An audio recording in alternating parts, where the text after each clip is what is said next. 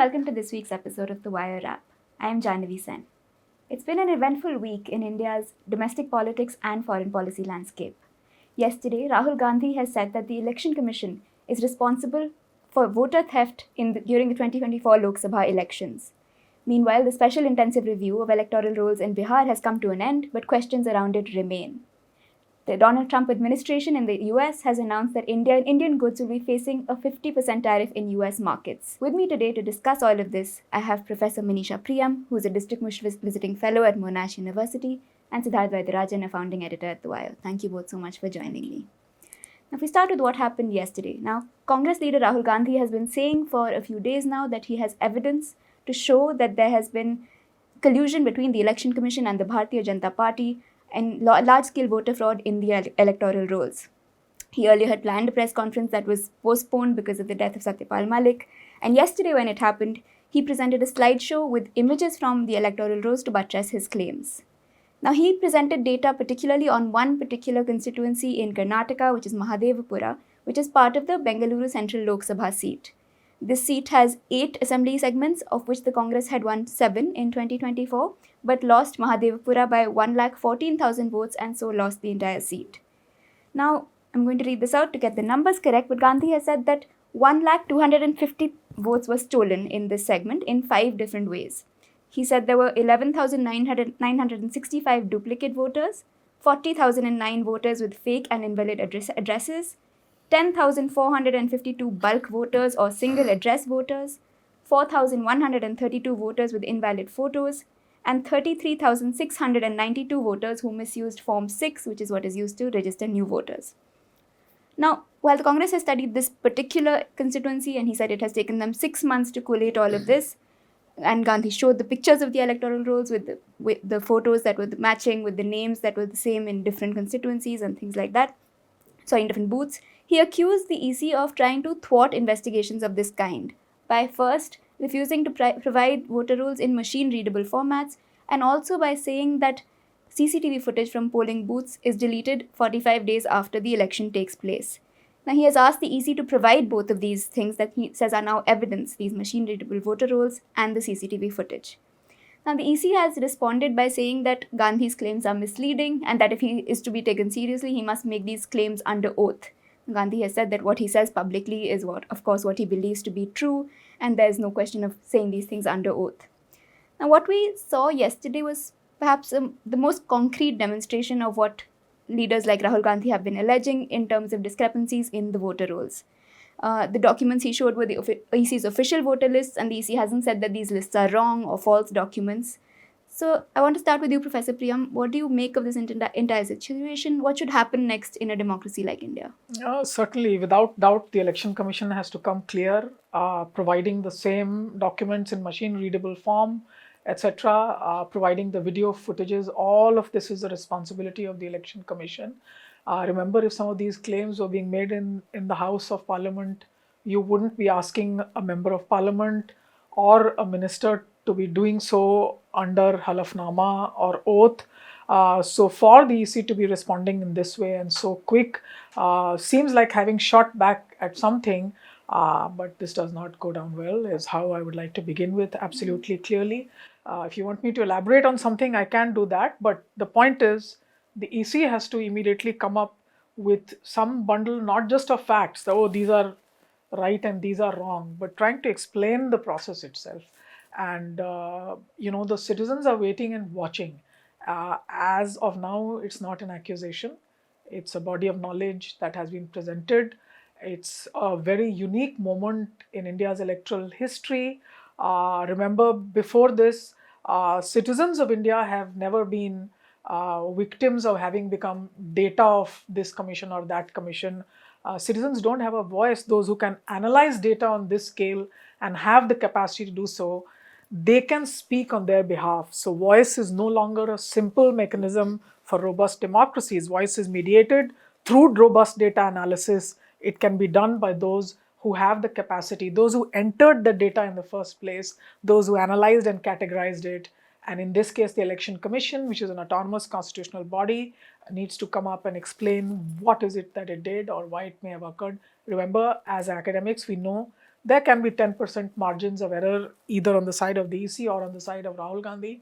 Both of this we don't see as something that is very unusual, but it's very important for the Election Commission to speak. It has data, it has analyzing mechanisms, and it has voice. Citizens don't have that.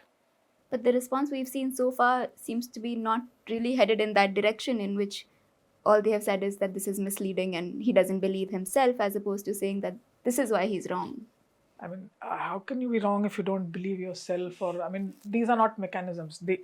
There has been a charge of what we call in data sciences of an error of inclusion, and that error of inclusion sizes up to what percentage of the total electorate. It's a very significant charge that's being made. I'm not saying the EC needs to come, voter by voter, but if there is some explanation they have of what's gone wrong, except saying, oh, the man is wrong. So right now, something needs to be said from the side of the EC. From all sides, I've thought about it, even from the perspective of the EC, even from the point of view of neutrality with all political parties. Right now, to have a fair playing ground amongst political parties. You can say, oh, kal koi aur ye bol dega to hum kya karenge, vagera, vagera. I mean, those are for a later day. But in a situation where citizens themselves cannot prove that this is what happened at an aggregate level, this is a very important thing. I mean, if the EC cannot rebut this, they may say that, look, we are going to invite him to understand what he's done. And it's not a problem to invite people who are in the opposition to have a discussion on what do you think has gone wrong, etc. There are errors that happen. There is, I mean, I don't want to go back to the past. There used to be vote stuffing. There would be ballot ko utha ke kuan mein phek diya aur syahi dal diya वगैरह वगैरह. There were institutional mechanisms to deal with those errors. If there is a point of time in our democracy when all of this is being said, like for the EVMs, it was said for the longest times, many people tried to scratch the back of EVMs at their own levels. You can see less of that noise right now. But if this comes up at such a scale, it has to be answered, cannot be brushed aside.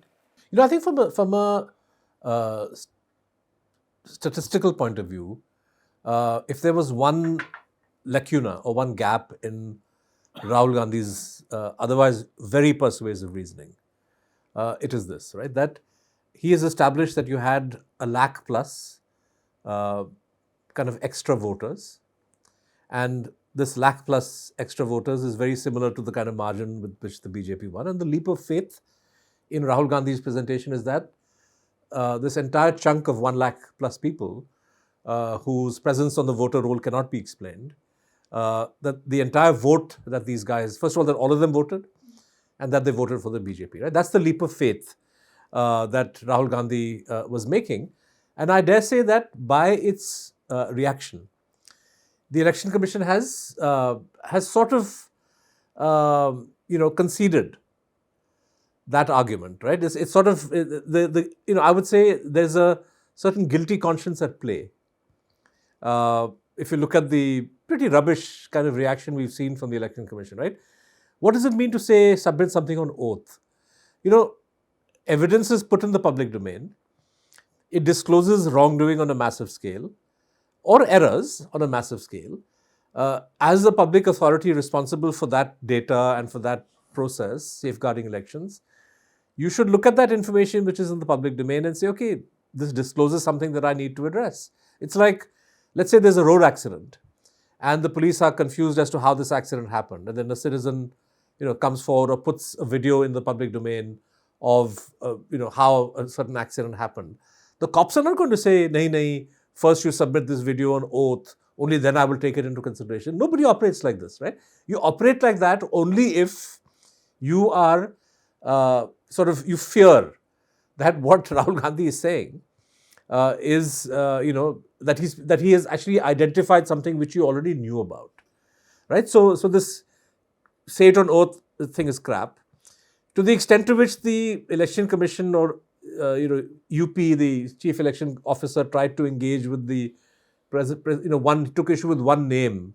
So like part of Rahul Gandhi's presentation was a Srivastav guy who had his name and EPIC number in, I think, 4 different polling booths two in Bangalore and then in Lucknow and Varanasi and so on. And the UP CEO said, we've gone through the UP rolls and this chap's name is not present. And within a couple of hours, Mohammed Zubair of Alt News was able to debunk that, and he put in the public domain the voter list with this Srivastav guy very much there, right? So even when they've tried to cherry pick and rebut Rahul Gandhi by cherry picking individual names, they haven't managed to do that, right? So I think the EC has to come forward and say, we need to come up with an explanation as to how these guys got added. Maybe they were added, 8 years ago, 9 years ago.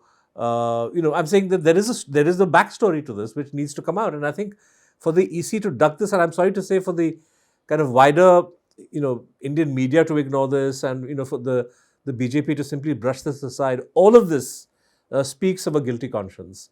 And as I said, that missing element in Rahul Gandhi's presentation, which is that how do we know that this chunk of voters who were added ended up voting for the BJP? I think the EC by its behavior, the media, the compromised media by its unwillingness to even discuss this, and the BJP with its sort of instant dismissal is kind of helping Rahul Gandhi make his case.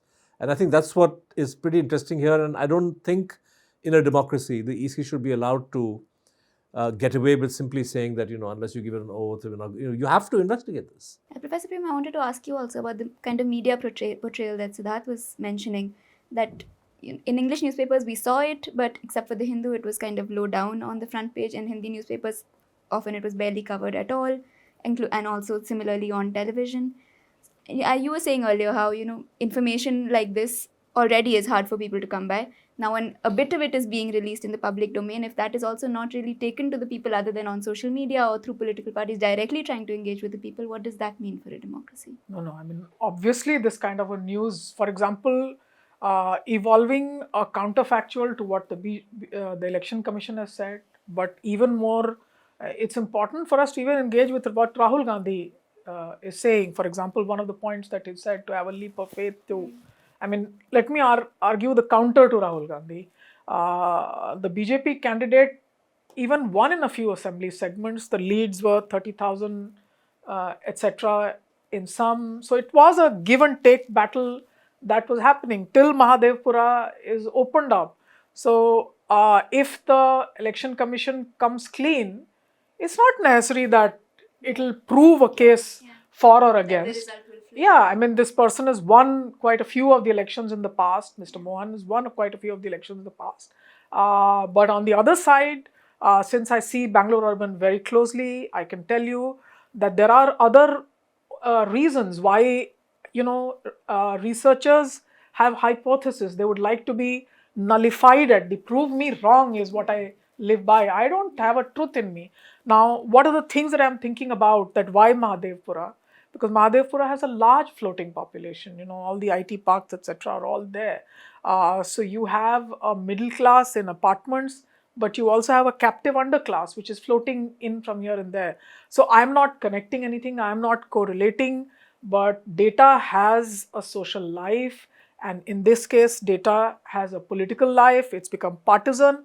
If it has to lay out the fair grounds, and I'm not even a statistician, I'm only do ethnographies and qualitative research. For me to be able to come up to this and to be able to argue so much, it's requiring me a lot of brushing up on thinking through how large-scale data needs to be countered. But the fact is that as citizens, we feel powerless. We feel like bystanders, that somebody who knows how to do this, scan all of this, do mapping, do what is called a dedupe, forensics, etc. on every this thing, which means the simple act of voting now needs to pass through so many criminal procedure codes. Look at the fact that there may be large-scale voter apathy. कि ये तो अब अगले बार चले जाएंगे और मेरा photo कहीं खींच लिया तो मेरे ही पे कुछ बन जाएगा. So the job of the Election Commission that reaches out to people, does one-act plays, theatres, kahin nukkad natak. I have connected puppet performers and they do it in, with RWAs or vagara vagara.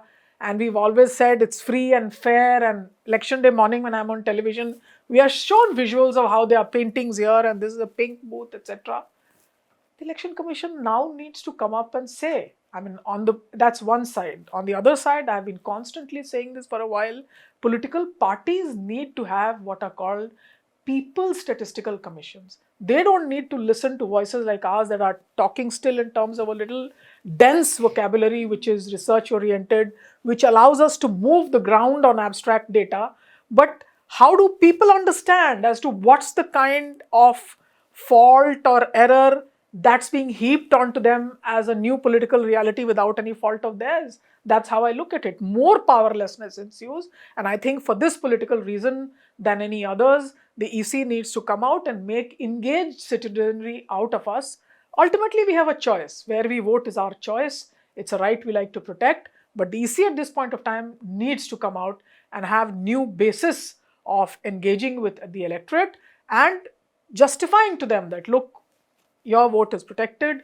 The overall structure that we create is now protected by our understanding of legitimate data. That's something they need to speak with.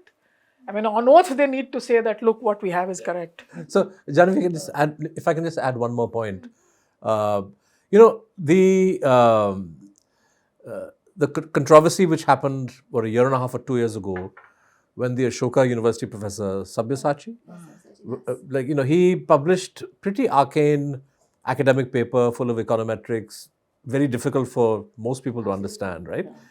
But with the hypothesis that why is it that when you look at marginal seats, right, seats won, with a fairly, small majority, why is it that the BJP tends to win a greater number of them than the parties it's against, right? So he noted that this was a kind of statistical anomaly that needed some kind of a political, social explanation.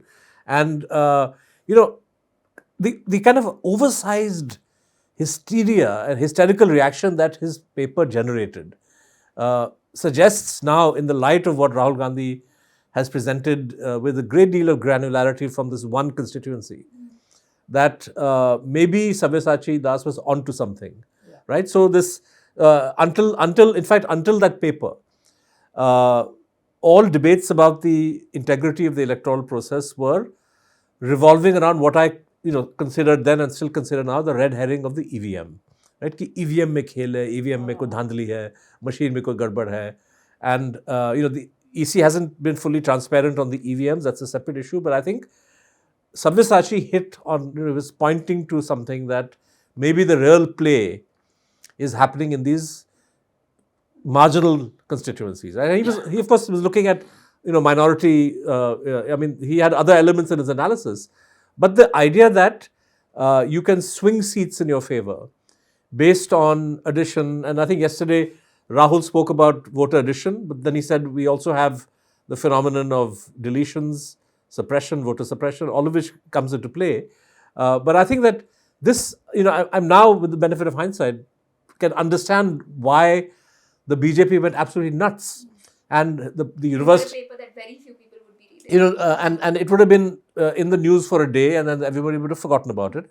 But they leaned on the university leaned on him, they wanted the paper retracted, they wanted the title of the paper changed, all kinds of, unheard of reactions. For what? For a scholarly paper, right? But obviously there was a kernel of truth in his analysis, and now we can see when, one constituency's data is blown up in a very sort of, well-defined manner by in Rahul Gandhi's press conference, that there is something here. And I think all the more reason why the EC needs to come clean, and I think all the more reason why I would say, people who work on elections, who work with data, psephologists, political scientists, they need to speak about this and insist that the EC show a measure of transparency. Because at stake, Professor Priyam is right. Like, if you have phantom voters, right, or voters who have a presence in multiple booths, multiple seats, this is something that could adversely affect any party, right? And unless Rahul is right, that all these guys are kind of BJP voters, right? And by saying that it doesn't matter, the BJP is in a way conceding that point, that aapko chupa rahe ho. If indeed you have phantom voters, then there is an equal chance that these phantom voters may vote for the Congress and not vote for the BJP. So this is an issue which every stakeholder in the election, from political parties down to the electorate, has to be bothered about, and the EC needs to come clean. So see, the thing is that any truth that or any counter that the EC will put, and I assume they will, it'll be more responsible, it'll be enriched by data, it'll have categories, it'll have explanation, and all of this leads to more understanding and engagement. So in a democracy, we don't shy away from the next argument. It's important for us to offer that argument. And right now it's a turn of the EC, definitely. I think speaking of how the EC is and perhaps should be engaging with the citizenry leads us right to our second topic, which is the special intensive revision of electoral rules, which has taken place in Bihar. Now, the Election Commission has declared that this has been a very successful exercise and said that 64 lakh voters have been struck off the voter list. Of these, 22 lakh are people who have passed away, 7 lakh are those who were registered in more than one place, and 35 lakh are those who have either permanently migrated or could not be traced. Now, it is this last category that has created some fear in the opposition and among people who are watching this process. A special summary revision was carried out in Bihar in just January this year, and according to the Reporters Collective, that found only 1.91 lakh voters who had migrated. So the fact that they have added to this people who could not be traced is what has created some confusion. Now, in addition to this, the EC has said that it has not received the forms of about 1.2 lakh voters, and these people are going to be left out of the draft electoral roll. And unless they file a fresh application to be registered as a new voter or file an objection to this list before the 1st of September, they could be disenfranchised in the upcoming assembly elections.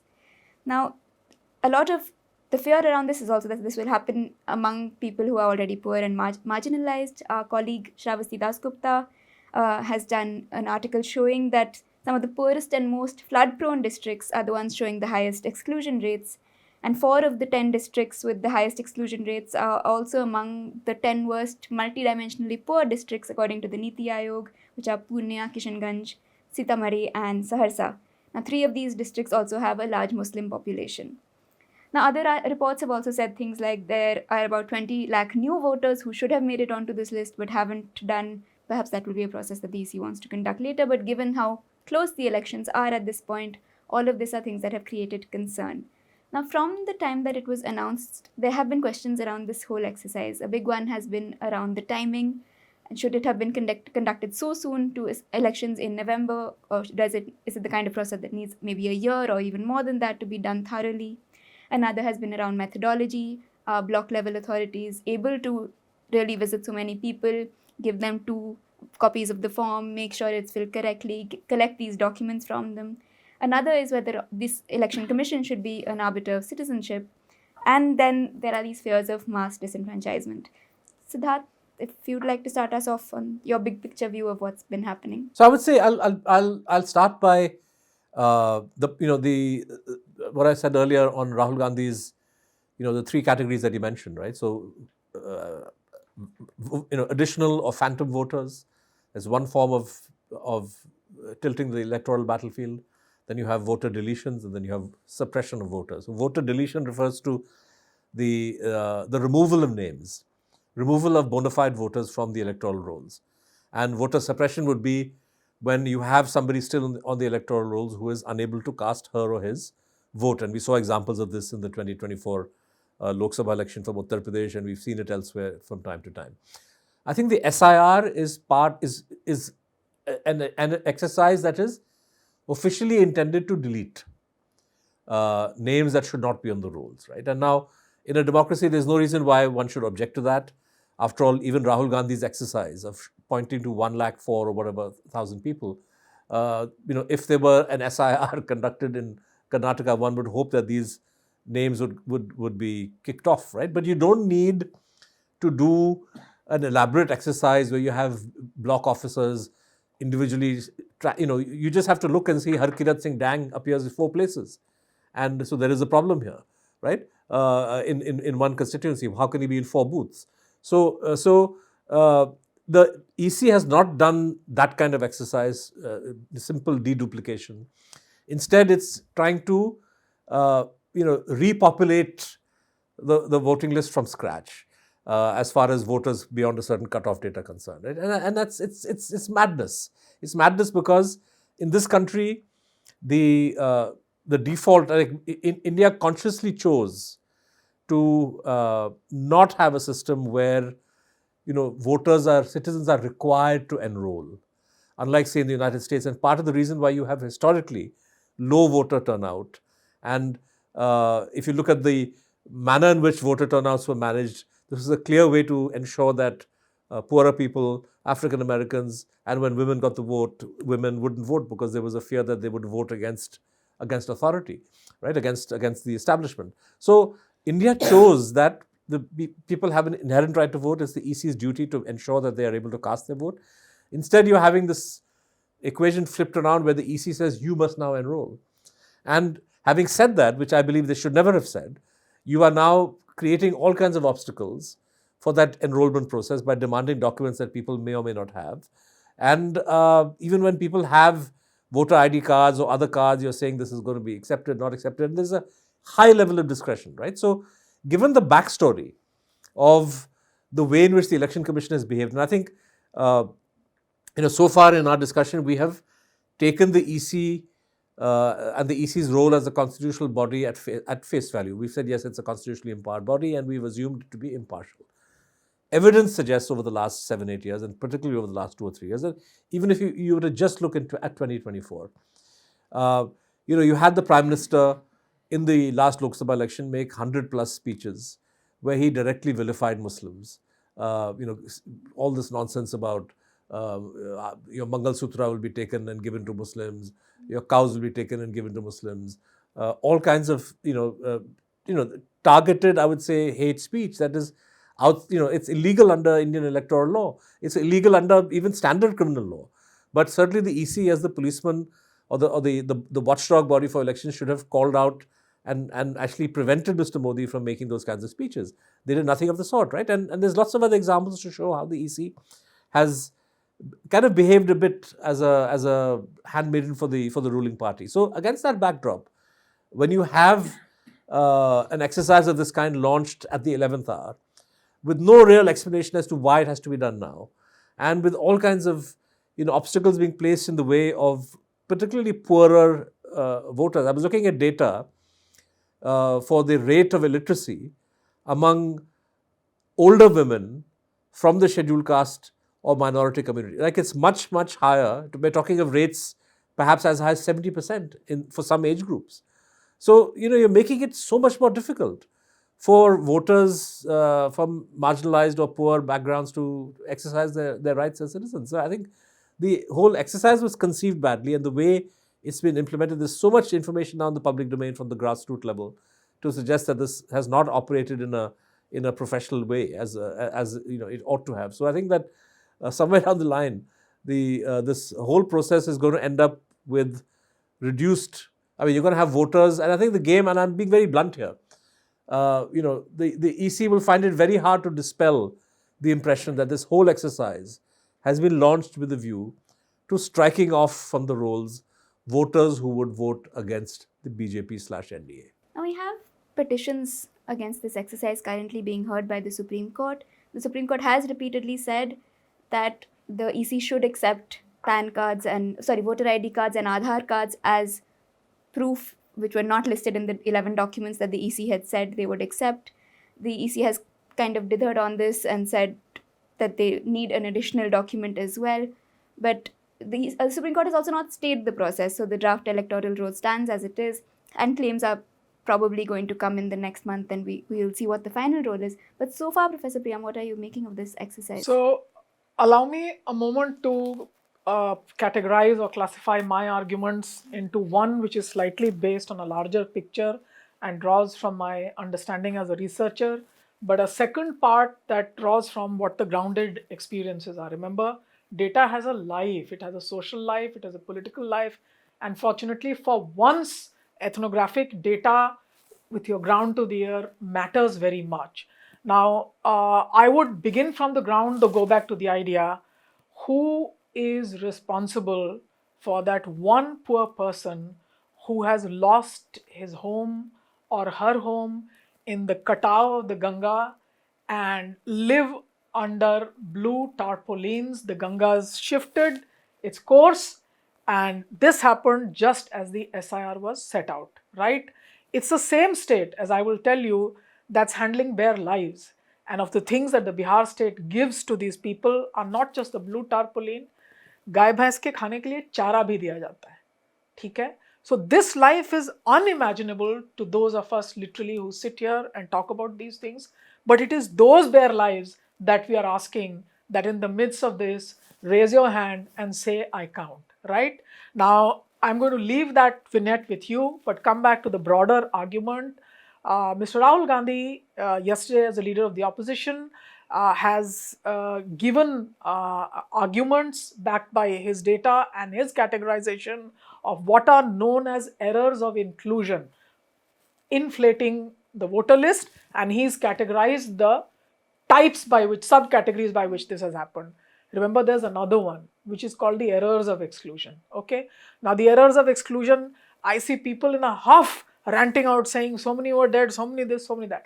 Let's for the moment come down to that narrow argument on which the Supreme Court and the petitioner's life is hanging right now. The Supreme Court said, okay, fine, find us 15 people dead and come back to us.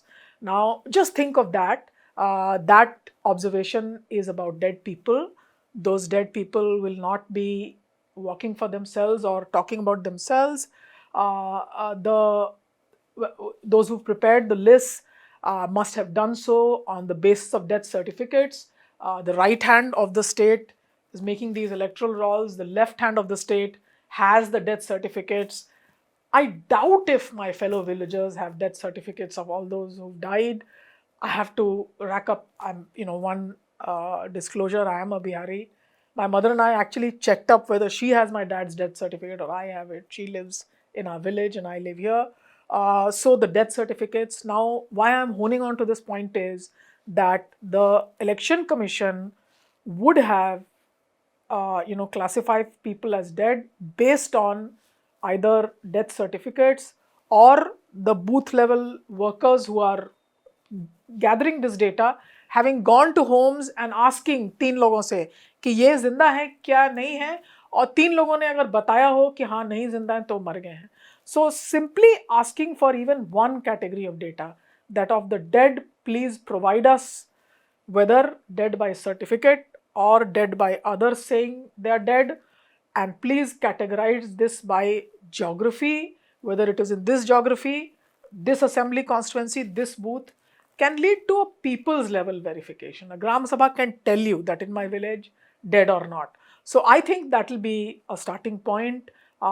Even if the EC doesn't want to give us lots of data, but they're just compiling, I think that would be very important. I believe very much that even allowing for third-party verification at the entry level, because just entering the data into the computer, it's something that's, anybody can come and verify rather than do a CAPTCHA. In the villages it's become a game कि तुम अपने mobile phone में ये डालो, फिर वो तुमसे कुछ पूछेगा, फिर तुम्हें पता चलेगा कि तुम्हारा नाम अंदर गया कि नहीं. So the sense that I get is that as of now, people haven't understood whether they are in or out, and they are kind of waiting and watching. However much we try and say, oh, this is a game of inclusion or exclusion, this is not their vocabulary, this is not their understanding. But what needs to be done right now by political parties or those civil society organizations who are on the ground is to ask for classification of data by further categories, so that disaggregated data visible within a legible geography is accessible by people. That will allow for some amount of understanding there. Second is, very often I have heard this argument that, the fear is Muslims will be excluded. Simply by understanding the politics of the land, I can tell you that there are many more categories of political fear. It's not just, now some people have started saying women are excluded in a large number. Till yesterday, people told me, oh no, women are still the vote bank of Nitish Kumar, and they are now, वो टस से मस नहीं होंगी, वो निकलेंगी, वो उधर देंगी. Some people come and tell me, Pachphodna community, which is the extremely backward caste, वो टस से मस नहीं होंगे. What I understand very well as somebody who understands politics is, Simanchal and Muslims are not just a category. I think there are places where the BJP had received a very strong challenge even in the last Lok Sabha elections. My bet would be on looking at what is called central Bihar, but actually the areas that lie to the south of Bihar. This is the area where the peasant movement has been very robust. This is the area where the Mahagathbandhan was able to do very well in the last elections. Remember, the sitting power minister and erstwhile home secretary of the government of India also lost his elections to Mr. Prasad. The fact is, we need to have not just clearer and more transparent data, we need to have more grounded studies of politics. Today I have reached a point where I simply do not care whether the newspaper is, I'm perhaps one of those who reads the newspaper in the middle or by the end of day, except some select newspapers that are on my phone. But the fact is, did anybody try and analyze why the BJP didn't do well on that patti? Now, it wasn't just R.K. Singh. Remember, there was a singer called Pawan Singh who the BJP gave a ticket to and then withdrew because there were these pictures of him that were circulating in the same belt. Now, he loses the Karakat seat. And Pawan Singh had been claiming, I'll set up a film city here. And there were people telling me, dekhega, sab youth uska divana ho jayega. They went, enjoyed the tamasha, the band baja. The person who wins there is Raja Ram Singh Kushwaha. Come to another seat in the city. And I'm talking to you of a geography that literally extends like this. It's called the Chittorgarh of Bihar, where traditionally the Thakurs have won since independence. One of those seats where the first rally of our Prime Minister was held.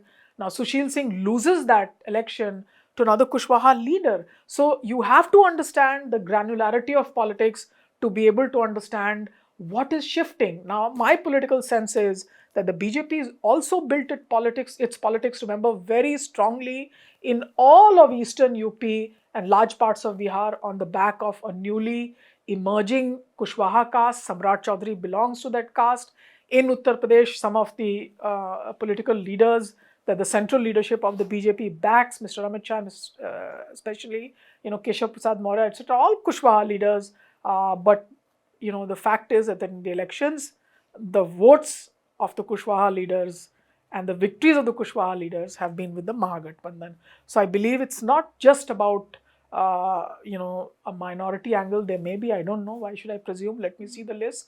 But I won't be able to make out any of this unless we get enough categories which are distinguished by geography, in this case assembly constituencies, which are distinguished by gender within geographies, nested data, so to say.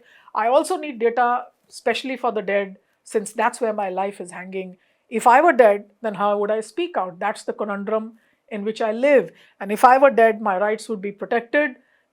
If my kith and kin could be told that I'm dead because of a death certificate, or I'm dead because 3 people said I'm dead. Now, why I'm insisting on this is, if 3 people said I'm dead and then I'm dead, then 3 people should say I'm included and I should be included. That's my counter argument. So the point is that we need to ask for categories of data that are relevant. Remember, just feeding in and getting data out is a thing called GIGO. Get it inside and get garbage out. You need to make me understand of why I am there, if I am out, why I am out, and it's a form of legibility that needs to be explained to my community members. I think absolutely, and the question of properly disaggregated, detailed data is one that also opposition parties have been raising and saying that's one of the reasons they haven't been able to raise claims is because they aren't able to read the data that's being provided in these large chunks. I just stop you for 1 minute. You tell me something. Can you compare Mr. Tejasvi Yazov's press conference immediately after the electoral rolls were released with Mr. Rahul Gandhi's press conference? He comes up with his card. He is the leader of one of the largest political parties. All of India looks to him as the secular anchor in the state of Bihar. What's the form of counter data that his party is able to present? Do they have the foot soldiers who will be able to collect all this? If they don't, then I'm sorry, in this age of data, etc., we cannot simply propound our theories or our knowledge of what research we know, etc. Where are the foot soldiers? Have you put yourself in an exercise of knowledge related to politics? I think that matters right now.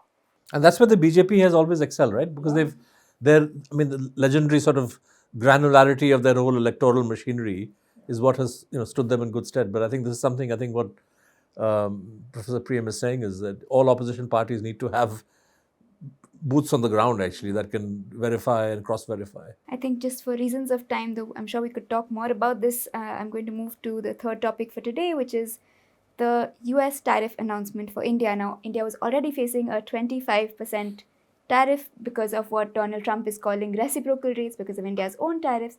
But now the US administration has announced an additional 25% penalty on Indian goods because India continues to trade with Russia and import oil.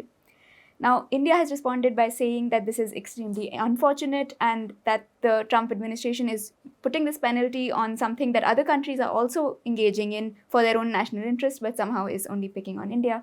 Now, the US has said that this rate will be enforced 3 weeks from now, and unless something changes in the interim, because there are trade talks that are ongoing, though Donald Trump has made an offhand comment to the media that these talks are now on hold, though no official statement on this has been made otherwise.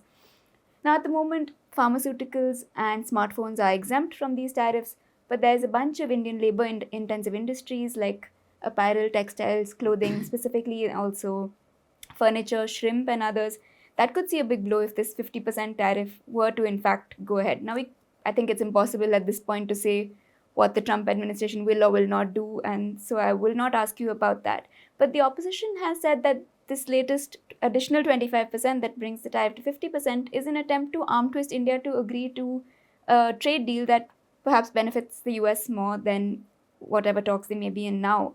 Now, observers on the wire and elsewhere have noticed that whatever strategic partnership India was touting with the US based on a personal friendship between Narendra Modi and Donald Trump has basically dissolved. We can see that this does not really exist, particularly given the way Trump has said again and again that it was him who caused the India-Pakistan ceasefire.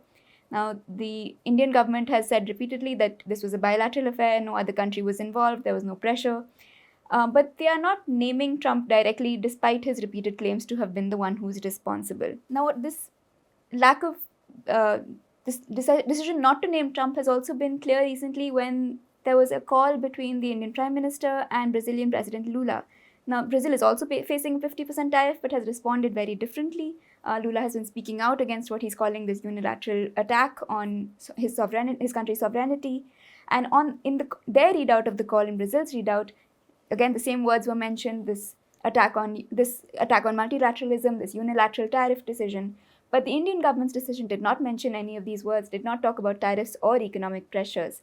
Now, I'd like both of you to comment on this, not specifically on what this tariff might mean, because we don't really know what's going to happen on that, but what this situation as a whole means for India's foreign policy and the political response to it.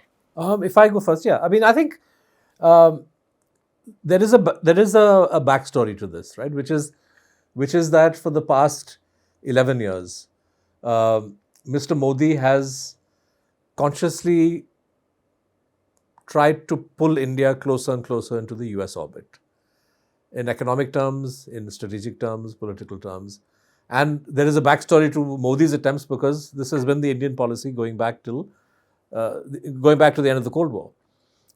So successive prime ministers have bet on closer political and economic ties, defense ties with the US as the way forward for the Indian economy. Now, that would have been fine if we had been true to the Indian claim to supporting a multipolar world, right?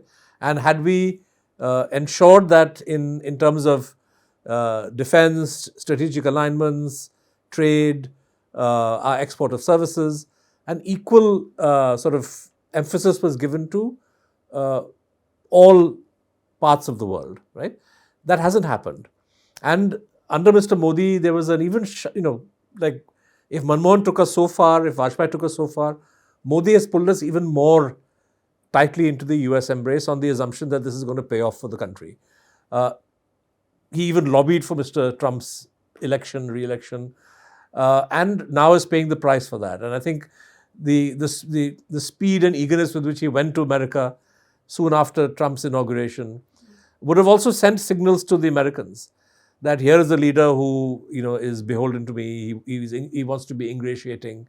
It's not clear why he came, but he came anyway, so good. So we can have our way, right? So I mean, Trump is highly mercurial, and I think at the end of the day, there can be no two.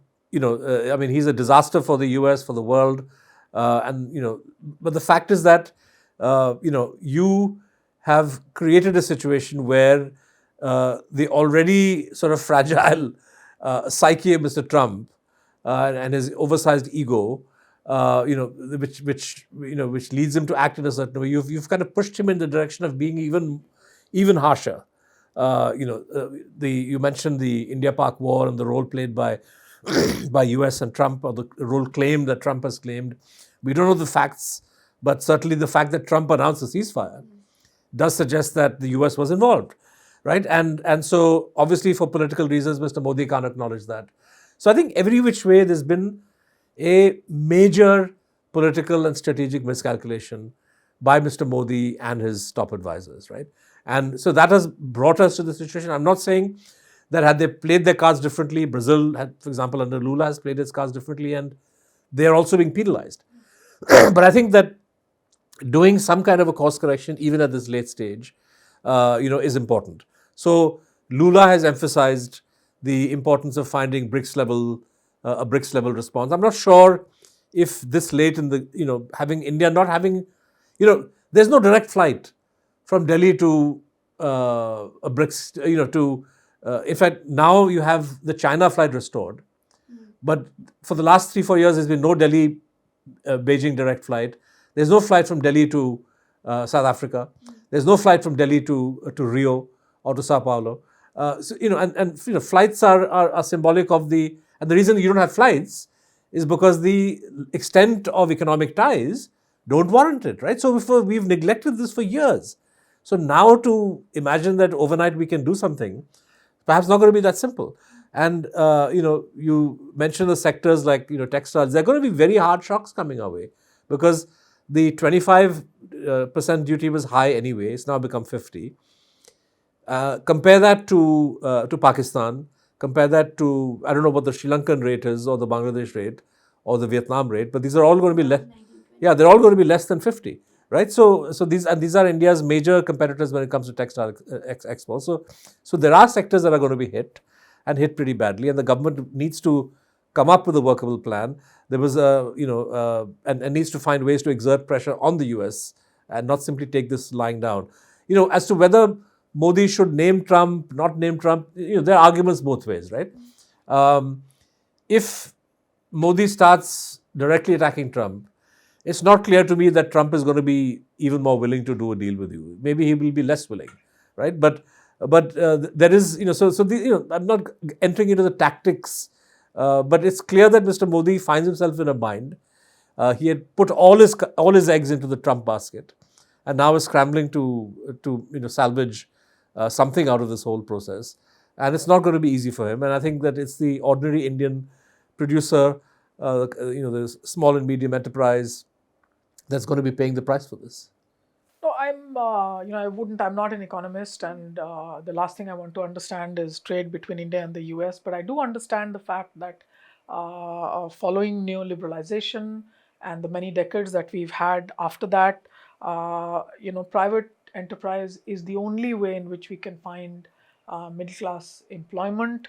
The only transitions that can happen to any form of work are actually through sectors that are able to sustain themselves. He's mentioned garments, of course, but pharmaceuticals is another one. So for the first time, I feel that the middle class and the burgeoning young of the world, and we are home to the largest population of the young ones, we are their home, will find it difficult to graduate to any form of market economy. I already see that those of my cousins who were left behind in our villages they were the farmhands.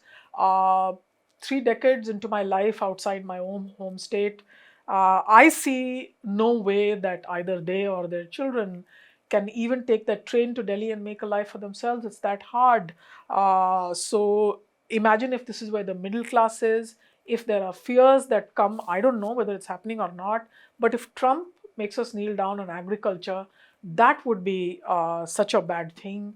It would put us in a corner. But as I've said, I don't understand the whole scenario very well, and I can only look at all of these changes with fear. But what does affect me very much is that after Mr. Trump has come back to his presidency in this term, he's concentrated on his chair, but he's concentrated just so much on bashing India.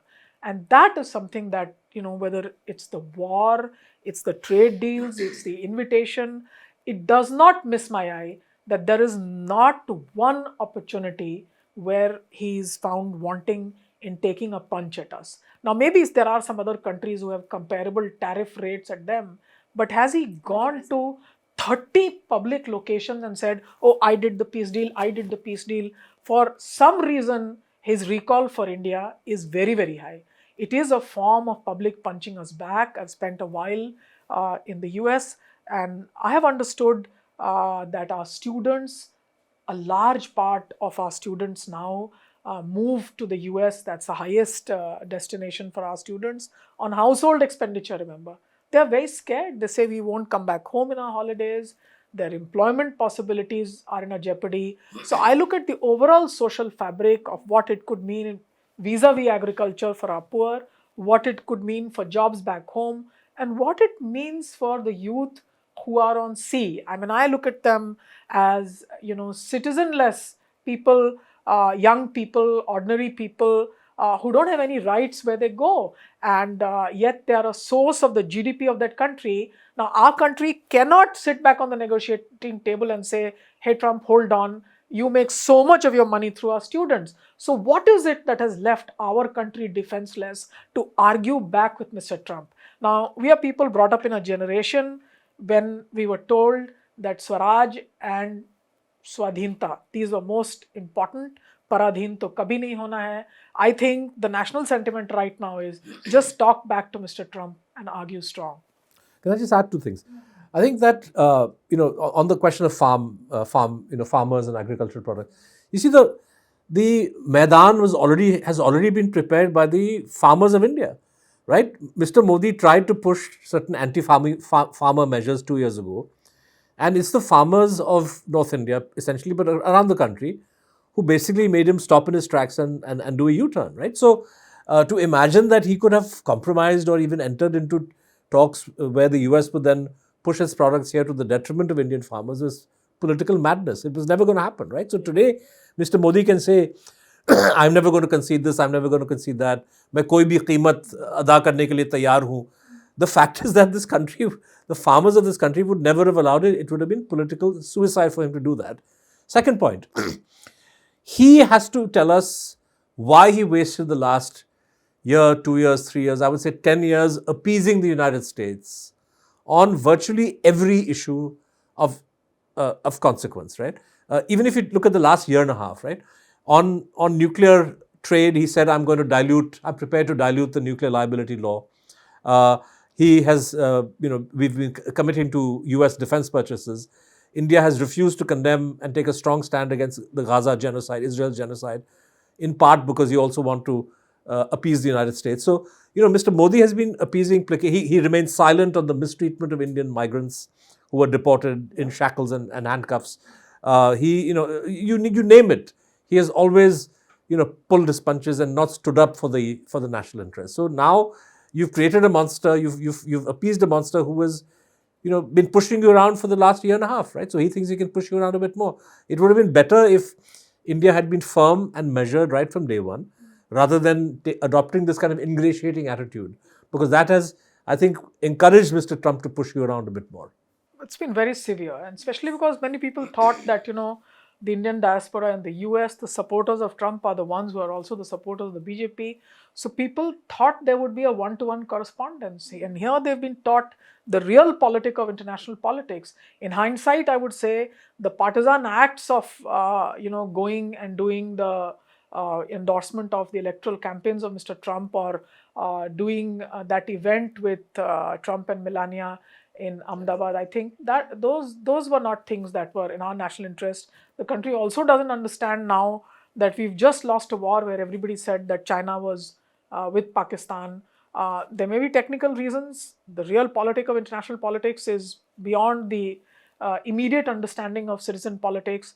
But I can't understand what the route to China is. Now, if Russia was going to cost us so heavy, for example, if Trump came to power, then why was the visit to the dacha made? So, did we protect ourselves enough? Did we leave enough room for maneuver with Trump?